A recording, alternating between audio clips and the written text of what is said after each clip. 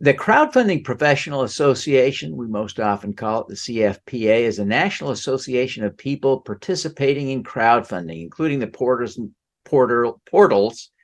and broker dealers, but especially we think about the investors and the issuers, the entrepreneurs and business owners who are using crowdfunding to invest and to grow their businesses. We believe in the importance of giving ordinary investors access to quality deals. I am the current vice president of product at KingsCrowd, where we focus on ratings and analytics and helping retail investors invest in startups online through investment crowdfunding. So one definition that I personally like in terms of due diligence is from the Angel Capital Education Foundation.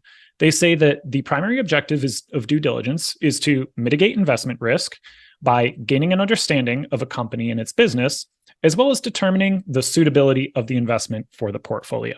The number one reason a startup fails is that the founder gives up. So one of my most important criteria when I'm looking at a deal, in addition to a lot of the other due diligence criteria we're going to discuss, is this founder someone who I think is going to win against all odds and take this to the end? This was a study that was done in 2007 by Robert Wiltbank called Returns to Angel Investors in Groups. Now, the study covered a pretty small group, 538 angels across 3,000 investments, but at least starts to give us an indication of whether there is a correlation of time spent in due diligence versus investment outcomes. Now, you'll notice here that the median investment time for due diligence was 20 hours.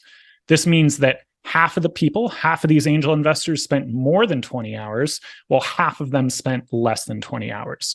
You'll even notice that roughly 1/4 of these investors actually spent more than 40 hours per deal doing due diligence. Now, when you take a look at this chart, some interesting things start to come out. First, what you'll notice is that the group with low diligence, that is the group that did fewer than 20 hours investments, is shown in red here.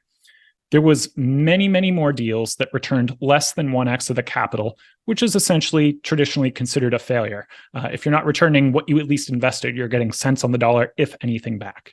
Now, similarly, if you take a look at the difference between the red and the blue on the high end of the chart, these are the very positive outcomes, those home run returns of 10x to 30x or more. There was a very small number of the people, of the angels who spent less than 20 hours actually had 10x plus returns, whereas there were more, relatively speaking, of the people who spent the high diligence, 20 plus hours a time, who had those positive outcomes. I'm going to introduce what I refer and use as the 5T framework.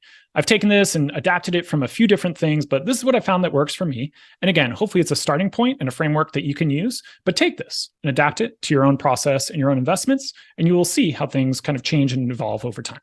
So at the core of the 5T framework for me is the team. And again, this is kind of just an easy way of remembering 5 T's are kind of like the 5 areas that I check off in my mind when I'm looking at any investment opportunity.